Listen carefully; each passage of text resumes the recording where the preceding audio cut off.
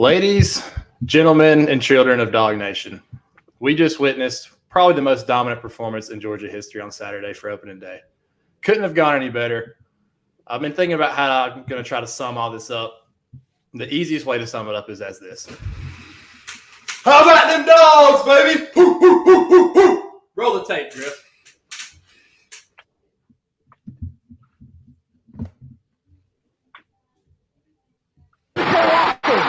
There he goes in the corner again, and we jump up. Touchdown! Oh, God, a touchdown in the corner! We just stepped on their face with a hobnail boot and broke their nose. We just crushed their face. Swift's got running room. Swift by the defense. 40, 30. They won't catch him. Go, Swift, into the end zone. Touchdown! The freshman just ran it back to Philadelphia. From 15, 10, 5. Touchdown, touchdown, touchdown. Dogs win it. We're headed to Atlanta. Near sideline, and it's intercepted. Intercepted. Keely Ringo at the 21. Off he goes. 40, 50, 45, 40, 35, 30. Near sideline. Breaks the tackle. 20, 15, 10, 5. Touchdown, touchdown, touchdown. Georgia. I know I'm asking a lot, you guys, but hunker it down one more time. Ooh. In all honesty, what a game. The best way I had it summed up, or saw it summed up, was actually by an Oregon writer. I'm getting the tweet ready himself. But his quote was pretty much that Georgia is what keeps the buzzsaw moving. They are not the buzzsaw. They are what keeps the buzzsaw moving, which it was true. I mean, it was absolutely dominant. Boys, y'all were at the game. What was the atmosphere like? The energy was there from the first snap, man. Like, you could tell it was probably 90% Georgia fans. You know, they had like, it looked like Oregon had an away section, and then there was a little green sprinkled throughout. But man, from the whole time, it felt like a home game. I mean, we treated it like a home game. And you know, from that first time they got to stop when Oregon made a couple plays. They got a couple first downs on that first drive, and then after Georgia scored that first touchdown, you just knew the energy was there, and it was over. Dude, yeah. I think the loudest it got was whenever after that penalty and we stood up for the field goal. Dude, it was freaking going crazy at that point. Everybody was just booing in between plays. It was hilarious. Yeah, man. I mean, I had so much fun. It was so much fun. That was the best way to sum it up, too. Yeah, and it was a great uniform game to start out. I mean, the Oregon green, Georgia red, that meshed really, really well. Everything about it was beautiful. Football was just officially back as soon as Georgia kicked off. First, before we get into everything, I just want to thank everybody for tuning in. You guys are awesome. Blow up the chat. We'll be going into the chat every now and then. Got any questions, any comments? Griff will stop us and read some of those chat notes. But first of all, we have some order of business to take care of that we kind of got so excited last week that we completely forgot about it. But we did a giveaway, a preseason giveaway with a Wilson A2000 glove. It is customized red and black, of course. And we had a lot of people interact with that, so we want to thank you for that. Jake, do you have the randomizer? Oh, yeah, I can pull that up. I do want to say it first while I'm pulling this up. Credit to me. I'm going to pat myself on the back. I called the Lad McConkey jet sweep. That just tells you that Coach Monken listens to this show. He knows when it's time to get in his bag, and I whispered in his ear a little bit. Hit Lad on the jet sweep. Look what happens. How many numbers we got? We have, I'm having a serious issue finding this dang tweet. Here we go. We got 39. Put in 39 for us. Gotcha. 1 through 39. 33. The winner is 33, 37, 36, 35, 34, 33. Alex Patton, congratulations. You have won this glove. I'm following you back because you're a dang good dog. And you were getting a Wilson A2000. DM us your address. I'll have it in the mail by tomorrow. Hopefully before we get out of here, we have a road trip. So congratulations on that. So we got that. Zach, thanks for the tier 1, bro. Love you to death. There we go. Shout out. Yeah, we're live on YouTube, Twitter, and Jake's Twitch. If you want to watch Jake drop bodies in COD or build the Falcons into a perennial contender, that's his Twitch. Anyway, we have a game to talk about. It's hard for me to even pick out where to start. Like, it was just from the start to finish, one of the best games in Georgia history, in my opinion, in terms of execution, pure dominance. It was just like man amongst boys is what it was. It was outright. That's not what I expected. I honestly thought Oregon was going to be way more physical. I thought we were just going to be way more skilled than them, and it was a nightmare. But I say we start from the top. Our coaching staff coached circles around them. Would y'all agree with that? Yeah, absolutely. I mean, it showed for sure. I mean, absolute circles coached around them, and it is to expect. I mean, Dan Lanning's coaching his first game ever. He got a new staff. Like, I'm not going to put too much on the guy. Like, I love him. I think he's going to turn it around, and he's going to have a good season. But Lordy, that was tough. It was tough first game for him. Obviously, this deck was stacked against him, and hopefully he bounces back. That's a tough one to bounce back from. I'll be pulling for Oregon simply because we beat the crap out of them and it'll make us look way better. But let's, on the coaching staff side of it, let's start with Todd Monken. Absolute wizard.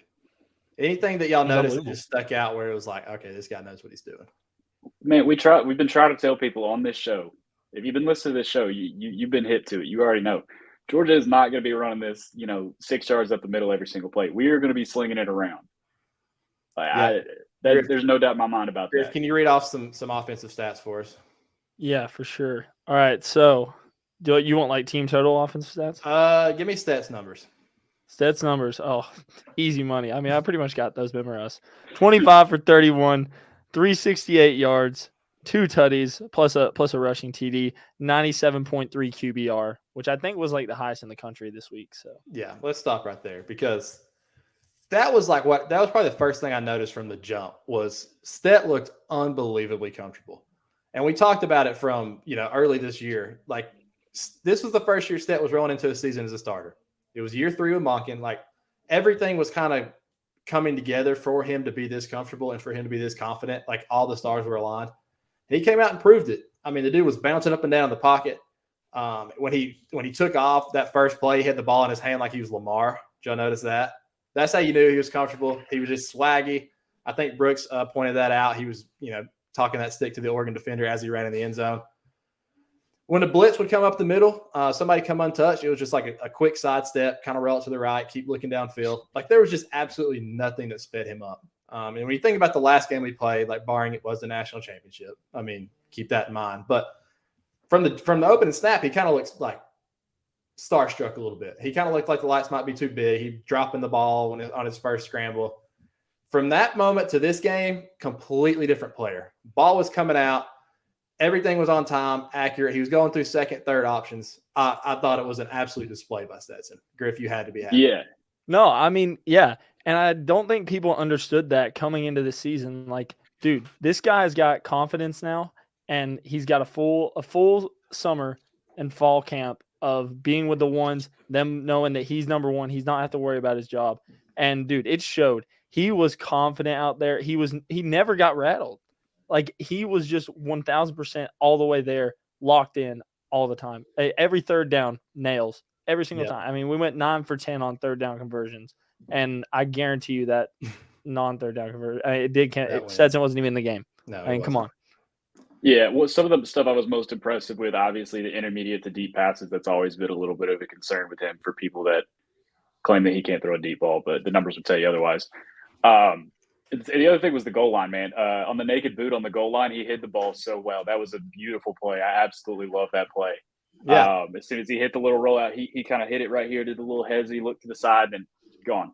And then the Manziel-esque play, escapes pressure, he runs to the right, comes back to the left, and then finds Ladd. Almost hits Darnell, but finds Ladd. That was a beautiful play. And yeah, like you said, man, like we joke about it with the fade and the Photoshop sleeve tattoo, but he really does. He looks like a new man. He looks like he's ready to take on anybody. Staquavis is here to stay. But yeah, like you said with the bootleg, dude, he's hiding it. It's like he's playing with a Nerf football in the background. It's like, I mean, he's just playing backyard football. He's hitting guys. He's having fun. Dangerous. And Shannon Sipsey in the comment says they're trying to recruit by the offenses that they run on the field. It's obvious, and I love it. Completely agree. And you heard Kirby say it afterwards. That's the first thing he said when they asked him, like, hey, you threw the ball a lot, pretty much. Like, that's just the question. He said, who looks at that offense and says you don't want to play in it? And I love it. Like, he's sick and tired of hearing about, this and that about receivers. Don't go there if you want to be a receiver at the next level. And he's doing something about it. And we come out and we absolutely sling the rock around. Obviously, my boy Kenny McIntosh led the team in receptions. And that is kind of misleading in terms of like rushing versus passing, because you'll hear Monken say it. A lot of those swing routes and a lot of those things, that's just an extended run play. That's just 100%. that's just like the new air raid offense type where you're getting the ball in space to your playmakers, letting our offensive linemen, who we'll get to in a minute, get out, lay blocks on the second level. I thought the game plan was just miraculous. Stet was phenomenal. I can't even think of really a negative play that he had. He was awesome. But and real quick, I want to shout out Carson Beck real quick too. On that last drive, he looked pretty good. Hopefully we don't need him, but he looked fantastic. I think he went maybe 5 or 6 or something, 6 or 7, something like that. Had that touchdown to Kendall Milton. That was a beautiful play too. Kendall Milton looked really good catching out of the backfield. But yeah, that was good for Carson. He looked really good. Yeah, I thought he was great. I mean, he came in a blowout, and he's a backup guy. And you're going to come in and want to do something, want to make your name on the game. I thought he came in, he hit his check downs, he hit his reads, like everything he did is super under control. I thought it was really mature of him, a guy who's been on school or been. That makes sense. That the maturity is higher than most backups. So definitely shout out to him. But I just talked about the other line. I thought it was one of the best offensive line performances that I've seen at Georgia in a while. And it's a different type. It wasn't just the old power eye, ground and pound, go right down your throat. You got to really witness how athletic these guys are in this game. They were pulling, they were getting outside, they were hitting linebackers at second level. I think I saw Broderick Jones hit a safety at one point.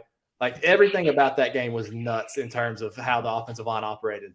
Anything you noticed, Jake?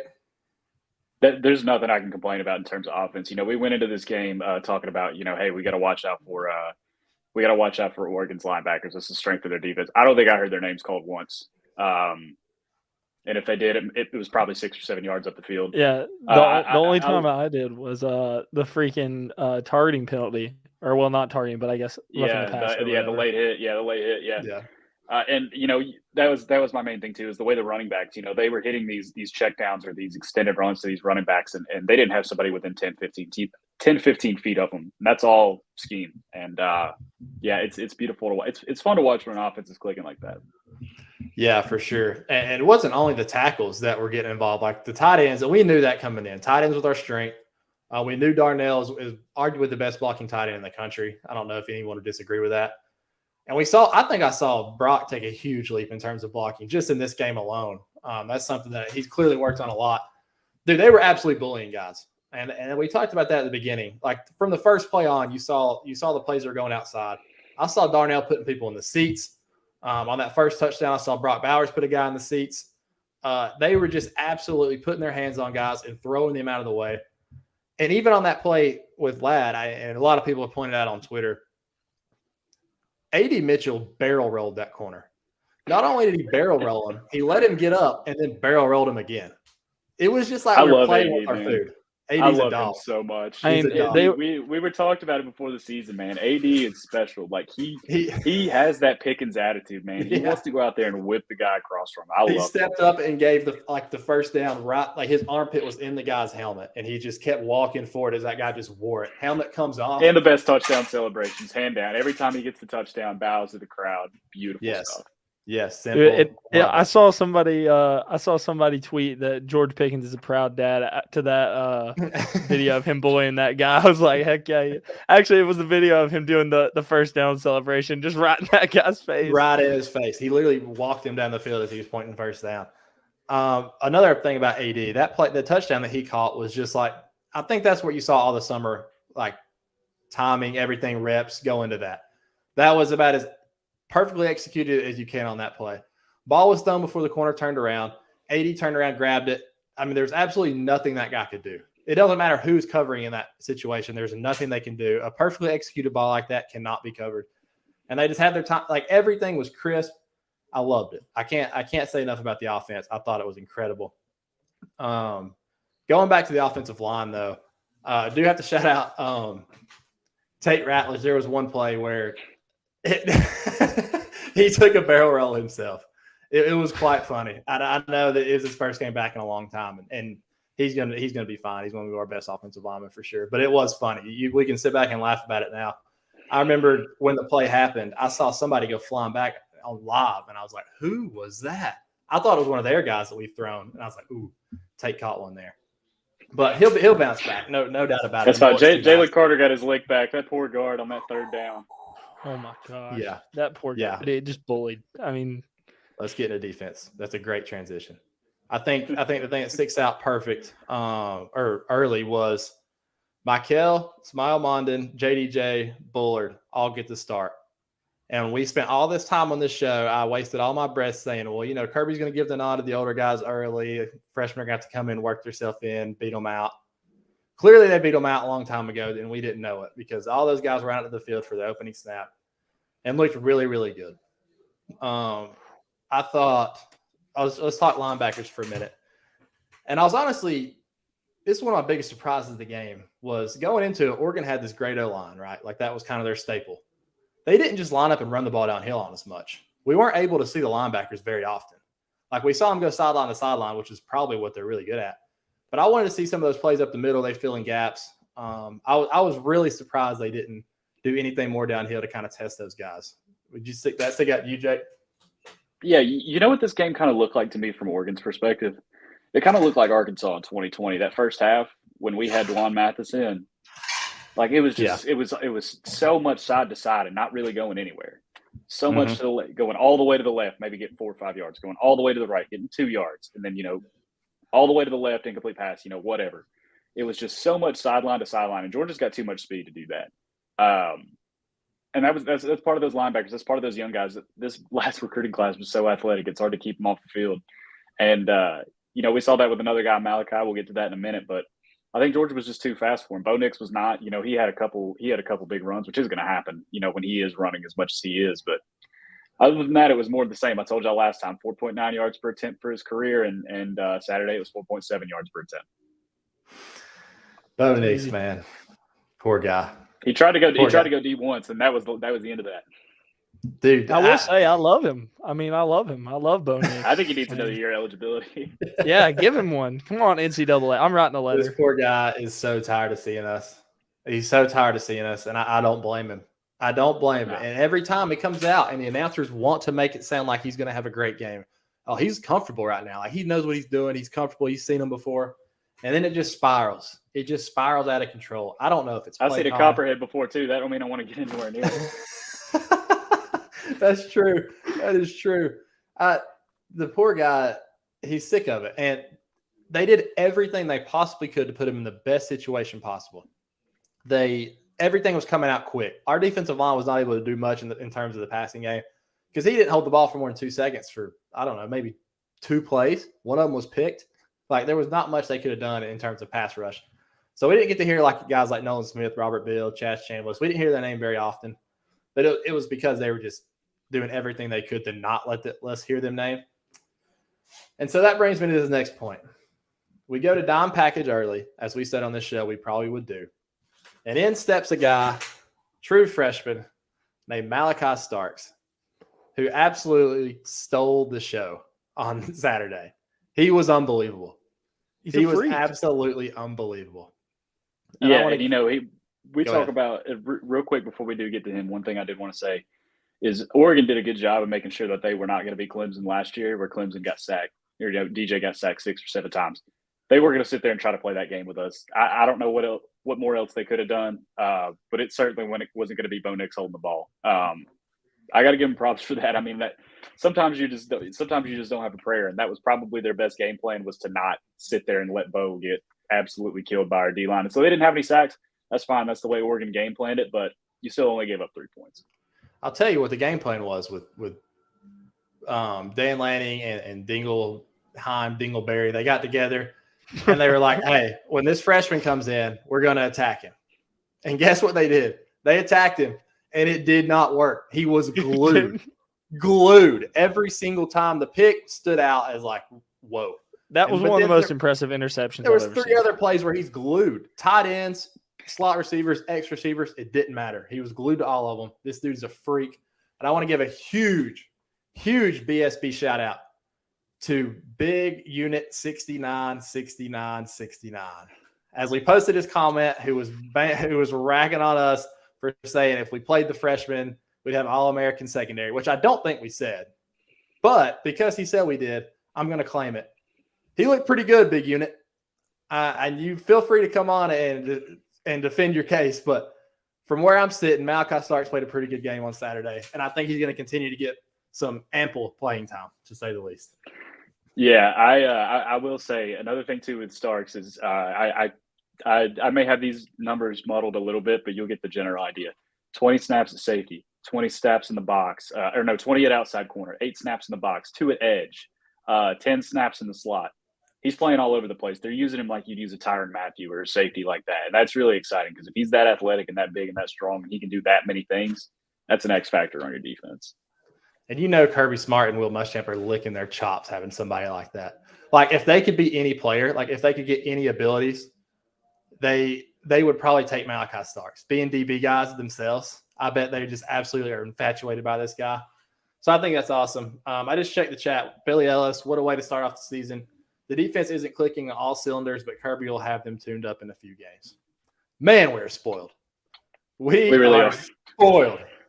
We gave up 3 points against number 11. We're like, all right, boy, there's still work to do. There's still work to do. Crazy, dude. And I'm sitting there watching some of these games, like South Carolina battling Georgia State. I'm watching Kentucky battle in their games. And I feel for him. Spencer Rattler lowest QBR in the SEC. I'm not going to get on it, but I tried to tell you. They didn't have 2 blocks on Georgia State would have covered. I will admit he was bad. And I was an off-season fan of South Carolina. I'm no longer are. I hope they lose every game. But he was bad. But where was I even going with it? Oh, yeah. I'm sitting there, and I'm thinking about all the times I sat there. And people brought this up multiple times in the tweet I tweeted out. 2016 Nicholls State. We're sitting there like, oh, my God, did we hire the right guy? This dude's about to lose to Nicholls State at home. When Georgia Southern losing to South Carolina at home. Just all this stuff where it seems like such a thing of the past where we're sitting here saying, hey, our defense is about to get a lot better. And we gave up 3 points to the number 11 team in the country. So, and I agree. That's the problem. I agree. I completely agree, which is nuts. Hey, that's for the coaches, not for us. I don't have to tell the boys at practice on Monday that they messed this up and they can't be doing this anymore. I just get to sit back and enjoy it. Well, here's the thing too. When we say this about look at where we were in 2016, we're not saying that you're going to be there in a little bit, South Carolina. You're probably not, but it feels good for us. Yeah, Zach Jacket says Rattler is trash in all caps. He's been paying attention. Speaking of trash, and we'll get back on Georgia, but just see Spencer Petras' QBR this week. Dude, that was nuts. That game is like the worst. That. I don't think we'll ever see that again in our lifetime. It was 3-3 at half, and it ended 7-3. But I wish the final score was 5-3 so bad because of the 2 safeties. But that brings me back to the Missouri game at home, 9-6. That was equally as bad. Like all those games, they're so far in the past. We're out here putting up 49 points. We could have hung 70 if we really wanted to. We scored on the first 7 possessions of the game. It was an absolute clinic. Absolute clinic. One note I had was Smile Mondon at linebacker. Freak. Absolute freak. He was built in a lab to play the position. And my biggest note on him, and this is how in-depth I got in the film, number 2 on a linebacker is awesome. Oh, yeah, I'm a fan of that. It was awesome. I'm a big fan of that. It's a good-looking number. It's one of those things where I think it makes – there's some numbers where you wear like if a big guy wears a small number, it makes him look bigger, I think – for Smile, it doesn't make him look necessarily bigger, but it makes him look faster because he's playing at linebacker and you're like, oh my God, that's number 2. I know he's fast. You wear number 2 right there. You're like, that guy's going to beat me to the sideline. But that's what we're talking about. Like there's places to improve. He got sucked up a few times, not many times. And it kind of looked like he had beat outside, but that's going to get cleaned up. That's his first ever start. It's going to get cleaned up. And when it does, watch out because you're not throwing. Have you noticed he kind of looks like 21 Savage in the face? I have not noticed that. I noticed that today when I was looking through box scores and I looked at his picture. I have not either. I have not noticed that. Do we have any B-roll? Not of his face looking like 21 Savage, but I kind of wanted to see if we had any plays. Yeah, I don't have any. I don't think ATL Fanatic. What's up, guys? Boom, big sub. Their senior says, "Go Dogs, Stetson for Heisman." Let's hit on that. Griff, you might have the best bet of all time, and you're a horrendous gambler. You might have chill slid out. into I this. went 3-1 this week, but Yeah. dude, that's looking real good right now. It's only week 1. I hope he plays like that for the rest of the season. What type Dude, of like? I'm telling you, if he gets to New York, like the storyline of it, oh my gosh, those riders are going to. I thought we killed this in a conversation the other day. The storyline gets you to New York. The storyline does not win you the Heisman. You have to win the Heisman. I already tried to tell you this. Quit relying on the storyline. He just needs to go put up stats, is what he needs to do. And he did that in game 1. What does he have to do? Like, realistically, what kind of numbers does he have to put up to win the Heisman? I feel like at least 4,000 yards, I think. Like passing. Yeah, I would say 4,000 passing, and also, beating just beating Alabama and Atlanta. I feel like that would be a huge thing if Georgia was undefeated going into the playoffs. I'm not putting the carts before horses here. Obviously, we got a long season to go before that, but I feel like that would be really the big thing that would set him over the top is beating Alabama again. I feel like that would be enough story, I guess you could say, to get him to New York. I feel like we definitely need to go undefeated 3,500 yards, 34 touchdowns, 13-0. It's a good season. Yeah, great season. Like he could have thone for 500. He had 280 something at halftime, right? Yeah. No, he absolutely could have. I mean here that's the only issue I see us running into in terms of Heisman, which it doesn't affect Bama every year because they just laid on them. But you saw that with Kirby. We're still throwing in the fourth quarter. 3 years ago, that's never happening. We were not throwing the ball in the third quarter up that big. We're still letting it rip. That's the only problem I have with set for Heisman is if we're beating the crap out of everybody, they're going to pull him. He's not going to play 4 quarters every game. But if he's putting up 360 yards before he goes out, he's going to have a good shot. He's going to have a good shot.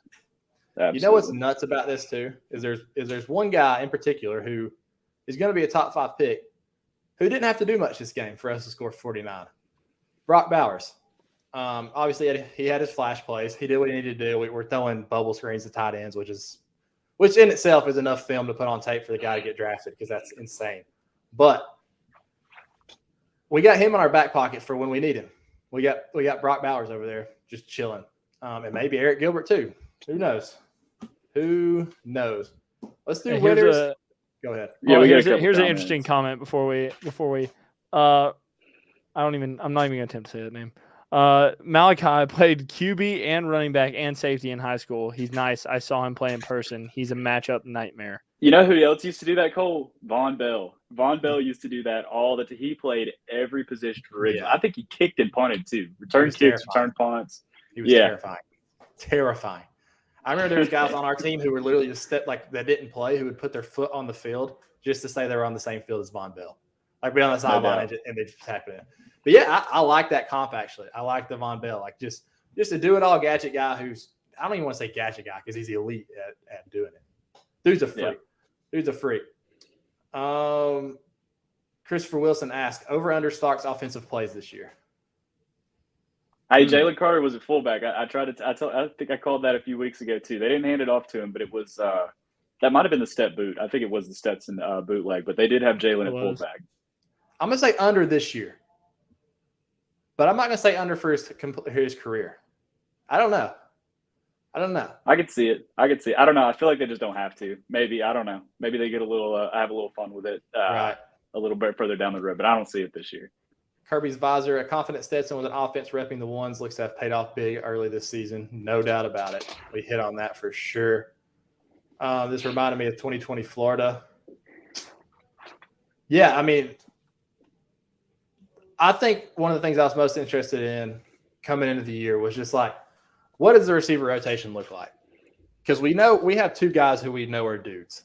And I think we saw that is also reflected by the coaching staff. AD and Ladd got the majority of reps at receiver, which is pretty rare for a Georgia coach team in the last few years. They got the bulk of the targets, so the bulk of the run, and I'm excited to see it. But we did have guys. I want to give a shout out to Marcus Rosenby, Jack Saint. That third down route was awesome, and that great tackle. Great tackle on kickoff too. Tackle on kickoff. Oh yeah, on the first one, yeah, that looks real good in the number 1. Yeah, he did. He did look sick. That's a big play right there. If we go 3 and out in the first drive, this game does not look like it does. I mean, we still beat them pretty bad probably. But That got the ball rolling. Stet started to look really crisp after that. It was a great route. Shout out Marcus Rosenby, Jack Saint. That's how you get more playing time, running third down routes like that and making plays on special teams. I got 2 comments here. Zach, I appreciate the 200 bits. He says also LOL LSU and or Chase and Alex. Yes, that is hilarious. We will talk about LSU on the next when we record our show. I have some very strong thoughts on Purdue, LSU, Illinois. They're going to get the Scott Frost treatment. And then he said, also, can we take time to admire those blocks from Brock and AD? Yeah, man, AD. That's what I like to see, man. I feel like that's how Coach McClendon's teaching these receivers. Like, you get downfield and you embarrass the guy in front of you. Yeah. Would you like to read Atlanta Fanatics comment here?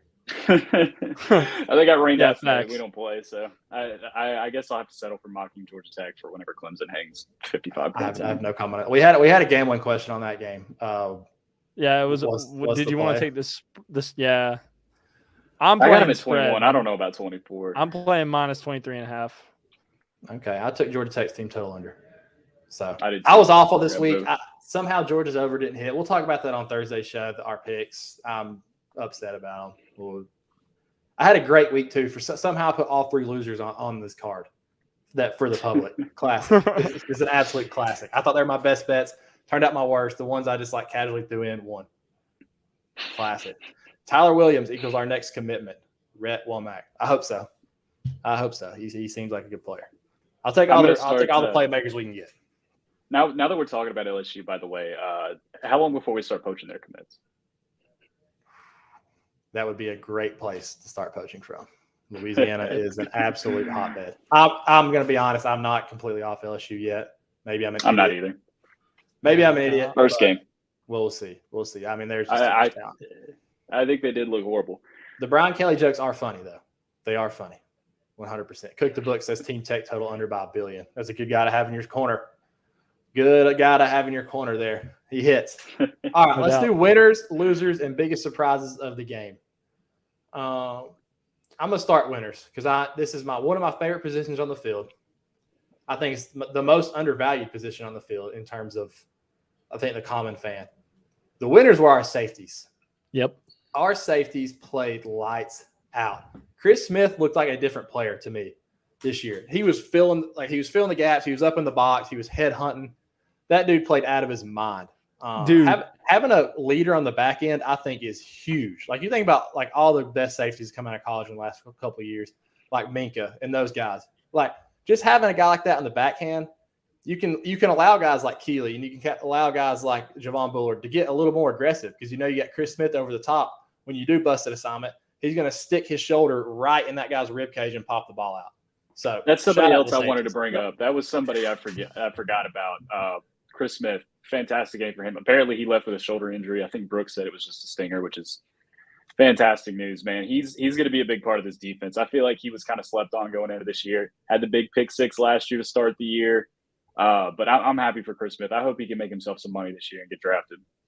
No, obviously the pick was an impressive play, but one that stood out to me was that second Oregon drive. He started about 12 yards from the line of scrimmage and they threw a screen pass and dude, he was just teleported there and absolutely bullied the guy. That was sick. Straight. That gave me an audible. Electric. Let's go while I was sitting in the locker room when he hit that for sure. Brandon Howell. I was saying our inside linebackers were late to wheel routes because they got caught up in picks. It was a lot like what happened in 2020. Yeah. Oh, with Florida. Yeah. Yeah. Trez was one of the worst games I've ever watched. Yeah, no doubt. I don't even want to speak about that. Disgusting. All right, who's got a winner? I'll let you. Yeah, I was going to say I'll let you have Stetson. I'm going to go with the running backs. Kenny McIntosh. You were big on Kenny Mack going into this year, Cole. I thought he had a great game, especially out of the backfield. Kendall Milton looked sharp too. And we saw a little more of Dejon Edwards than I thought we would. Love Dejon Edwards. I'm on record saying I think he could be the most talented out of this group just because of the way he has those Sony Michel-esque cuts. We'll see. Hey, we always say the next ones can't possibly be as good as the last ones. We've said it with everybody that comes past, and they just keep reloading them. I'll say this. You didn't respect Kendall Milton's first touchdown. When I saw it live, I didn't respect it enough until I actually rewatched the game today. I guess I just wasn't paying attention. But they went to the behind the offensive line angle. the cut he made was elite. He made a guy miss and then cut to the outside. Big time player right there. Kendall Milton hopefully gets fully back healthy and he's going to be ready to roll. I mean, that right there is a tandem. That's, like I said, this is arguably could be the best tandem set Sony and Nick. Chris Smith similar to Buda Baker in stature and play style. I love that comparison. Both really big safeties. Yeah. I like it a lot. Buda Baker's a dog. Yep. Love it. All right. Good call. Before I talk about Stet, let's get this comment in here. This is interesting. At what point in the game did you realize that Georgia was going to blow out Oregon? First drive. Yeah, it was too easy. It was. I mean, it just looked too easy. It was like, I don't know. I knew it was coming. I never felt like that game was not in control from the first kickoff. Any of it. As soon as Oregon punted, actually, as soon as they didn't score on the opening drive, I knew it was over. If you can't score on your scripted drive, you're not going to score the next couple. Yep. 100%. All right. Now let me love on my boy Step for a minute. All right. We already talked about his stats. They're unbelievable. But just in terms of like outside of the stats, I mean, the dude looked so unbelievably mature out there, just so calm all the time. It'd be 3rd down and 7. The dude wouldn't sweat it. I mean, he never lost it. He was just nails the entire game. When a play wasn't there, throw it away. It just looked so clean the entire time. He never, ever faltered. And, I mean, obviously, he made the Manziel-esque play, which just made me go absolutely insane. But, yeah, dude, I can't talk about Stead enough in this game. I mean, I can't wait to watch him next week. Yeah. All right, Griff, kick us off with losers. Losers. Well, my loser is actually going to be Oregon offensive coordinator Dingleberry. Dude, it just that video of him just being like, oh, like that showed everything that you need to know about Oregon's game plan going into this and how we matched up to it. They did not see what we had coming for them, and they just weren't ready for it at all. And it showed by the box score. I mean, yeah. Jake, my loser is going to be anybody that tried to guard Lad McConkey. I got to give him a little more love than I gave him at first, man. But people are going to realize Lad's not some flash in the playing gimmick player, man. The kid is a freak athlete. He's got good hands, and we saw him on that first touchdown on that jet sweep. He broke that guy off too. He probably should have been tackled about 8 yards short of the goal line. Broke that guy off completely. Waltzed right in, and of course he has the other receiving touchdown. Almost had another touchdown too. We got stopped at the 1. Lad had a fantastic game. I think this is going to be Todd Monken's guy. You know, he may not be the most talented. He may not be the best one, as athletic as he is, but they're gonna look to use Lad, and I don't blame them. Yeah, Christopher Wilson says the difference BMAC has made is really eye-opening. I like that. I really haven't thought much about the new receivers coach, but yeah, I thought the receivers did a great job, routes, everything, blocking. I thought blocking was incredible. Lad gets the Stetson treatment a little bit. You know, he doesn't look great in the uniform. His helmet looks way too big for him. He's kind of skinny, but yeah, he's a monster. Like he is that guy. And I was honestly surprised about how well he looked. Even though I heard it all off season, I'm like you, he played out of his mind. My loser is just going to be opposing fans. They wanted so bad to believe that last year was just all the stars aligned. Everything came together. I don't know how you think that when you look at how we've recruited, but that's just how casual they are. Tennessee fans, lowest IQ football in America. Florida fans are Florida fans. Like they wanted to believe that so bad. And then from the first snap, like they were just like us. They saw it and they were just heartbroken. They're completely heartbroken. Florida can say they have all this hope after beating Utah. Their hope is gone. Surprise of the game. Mine is Darnell Washington. And I know we've heard it all camp. We've heard he's been great. We've heard he's done this, that, and another. I needed to see it. And it wasn't because of his lack of talent. Like I know what he had. We saw it his freshman year. I was just hoping that he was going to be fully healthy coming off the foot injury. He's a big dude. He is a big dude that runs fast. Foots don't always heal correctly. Seeing him back and playing like that was awesome. Shout out Big Darnell. Jason Daugherty asked, what will anyone do with Darnell? I have no idea. I genuinely have no idea. I'm no genius football mind. I don't know. Darnell is a monster. He was throwing guys up top, like Griff said in Twitter. He was throwing guys up off top, or throwing off guys up top, jumping over guys down low. Dude's a freaking freak. His offense is just full of mismatches. Yeah. I'm going to say my biggest surprise, which it's hard to call this a surprise, is the defense. I mean, giving up 3 points, I didn't think it would be this much of a domination. They shouldn't have given up 3 points, by the way. That should have been a 0. The refs, that was not a penalty on Kamari last year. I don't care what anybody says. Picked him up and slammed him. Wham. No, that was not a penalty. Should have been 49-0. Should have skunked him. But, we knew the defense was still going to be solid this year. We've talked about this. They rotate so much. This wasn't going to be a big, 2019 LSU fall off, like their offense fell off. Our defense is going to fall off like that. That was just never going to be the case. But I did not expect them to come out like they did and dominate as much as they did. I thought Oregon would score 1 or 2 touchdowns. They really surprised me with how disciplined they looked. There's still a few things to clean up. Obviously, it's week 1, but that was one heck of a week 1. I think our offenses could look similar to LSU 2019. What do y'all think about that? I don't know about that high powered, but I definitely say I can go out on a limb and say, are we sure that this year's team is not better than last year's team? We'll have to see on the defense. Are we completely sure?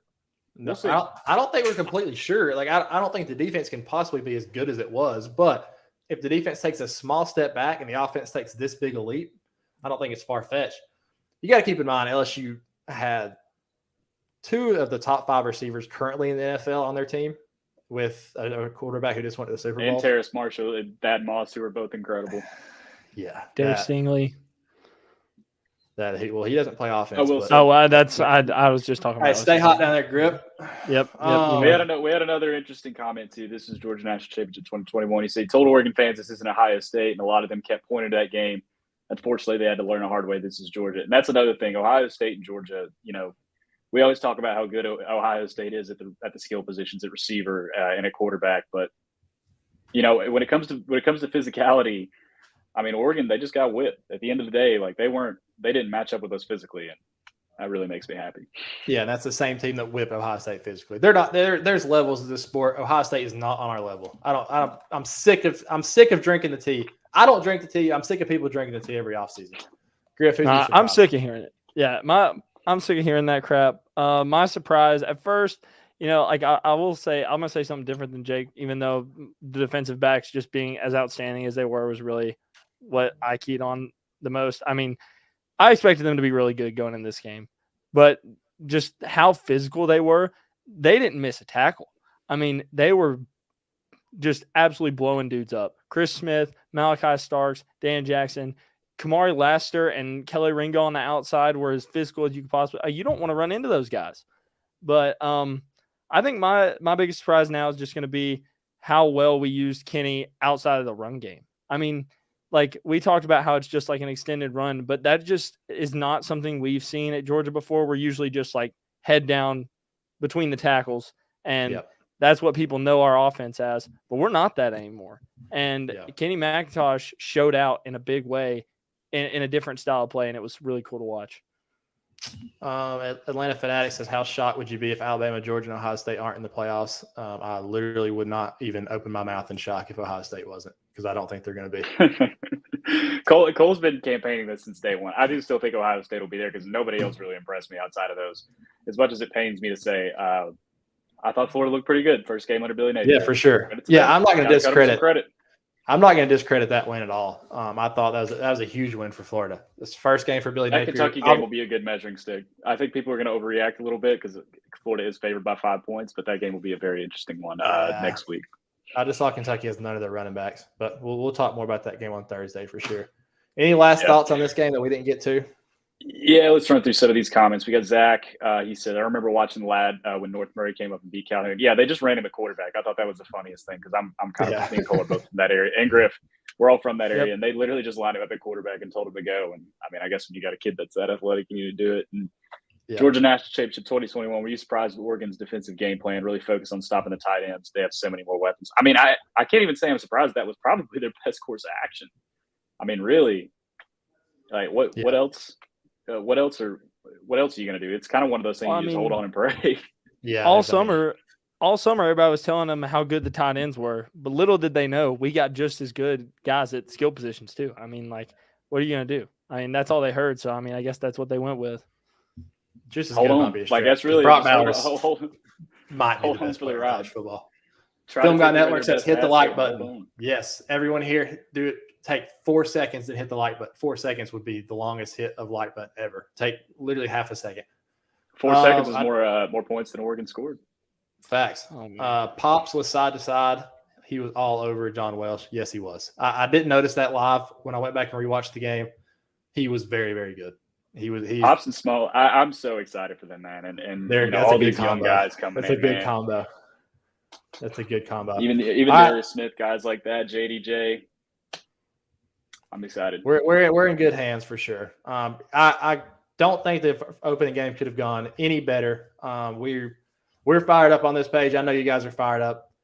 Keep the hate coming. Follow us on Twitter. We hate a lot on other teams, and we are very arrogant. We're going to be insufferable as much. If we keep doing this, it's going to be brutal. So follow us, join the ride. Every now and then, if somebody starts talking some absolute nonsense, I'll just retweet it like a 3-year Letterman type. Just retweet it, and y'all just go absolutely wear them out. We did that one time last week to some guy. His exact quote was, quotations, "Oh no, don't put the bitches on me," quotations. And then, which was pretty funny. He asked for it big time. Asked for it because he got blown up.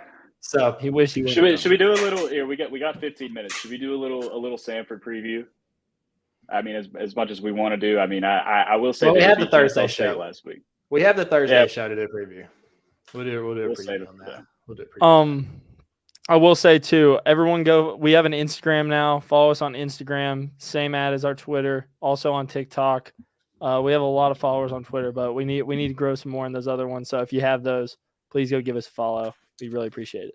Yep. And this show right here was just pure emotion. We're just talking ball like we're sitting around the office talking shop. But here at 7:00, Brooks will take you through a film study. You get some really in-depth analysis on some stuff. You know how he is. He's one of the best in the business. He's going to break it down for y'all. And listen, we appreciate y'all coming out. It's been a blast. We're going to do this more often because I had a lot of fun with it. Thanks for listening in. For all those who are not on live, who are going to be listening afterwards, join the live show. We like to interact, like to have a lot of fun. We'll definitely do this next week. I don't know about time or day. It kind of depends on my schedule, but we'll make it happen, and we'll come to you live. Other than Cole's that, got this like pitching thing going on. I think it's like a men's softball league. Yeah. Listen to this. I will say this.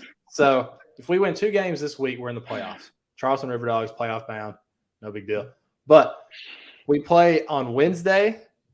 This is the following week. We would play. It's a 3-game series. So Wednesday, travel day Thursday, play Friday. We have to sweep because on Saturday, the Dogs play in Columbia. That's an hour from me. We have to sweep because I'm going to buy a ticket. I'm going to go ahead and send it. And if we don't sweep, I'm going to be devastated. So everybody pull for the River Dogs. Give us all your love, all your prayers. Because I told the coach, I said, listen, I said, Blake Butera, I have some added motivation. If you need somebody to grab the ball game 2, go 4 strong.